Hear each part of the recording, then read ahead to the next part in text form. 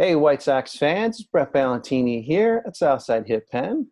I've got somebody new to introduce to you. It's Chrystal O'Keefe. You're going to read her story down below. It's a fun introduction to becoming a White Sox fan and so forth. And I got to say, Chrystal, we're a friendly group of fans, but we don't usually welcome in folks with this much North Side blood. So explain yourself a little bit. Of course. I was a Cubs fan for nearly 30 years of my life. There's something in my baby book about how much I loved to do the seventh inning stretch and how upset I got when I realized the words weren't root, root, root for the Cubbies.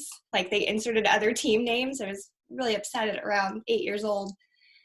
Um, I just grew up that way. That was kind of where my family landed. It was that or the Reds living in Indianapolis. And I've just grown more kind of woke, as the kids say these days. And I just slowly started realizing, hey, this organization kind of sucks, honestly. Um, their owners just have beliefs that I can't get on board with. And being a survivor of domestic violence, the whole Addison Russell situation really hurt deep down inside. So it got to the point where I was like, I can't be this person that I am and have these beliefs that I do and support this organization that is just so morally bankrupt. And, I kind of shopped around with other teams and landed on the White Sox. My husband's been a lifelong Sox fan, and he's just kind of slowly swayed me to the South Side. And I was like, actually, this team's fun to watch. And this was at the time where they were acquiring, a ton of young talent. And I was like, this will be fun. I'm just going to hop on here now. And the community was just so welcoming. The ballpark was so fun. And they had churros. So I was like, okay, this is going to be my team for now on.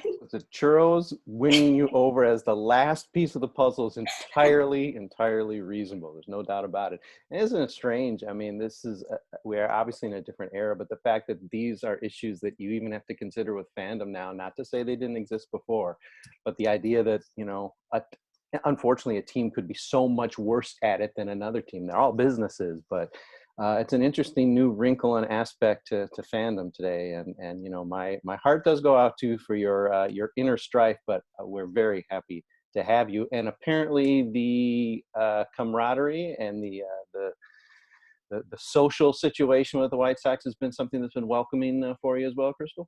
Yeah, absolutely. Like I began following a lot of people on Twitter, and I was just having a blast interacting with other fans and kind of learning more about the White Sox.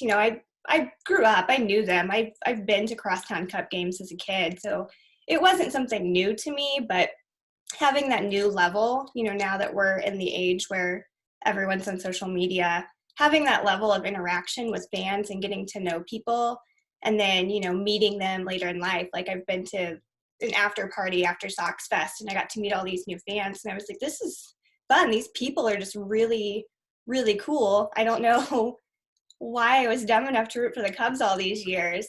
These people are way better. And Chrystal, you found the coolest of the cool White Sox fans here at Southside Hip Pen. So it's a match made in heaven. Perfect. You can read, obviously, more detail of Chrystal's story below. But for now, welcome to Southside Hit Pen, Chrystal. We look forward to seeing a lot more of your writing. Thank you. Happy to be here.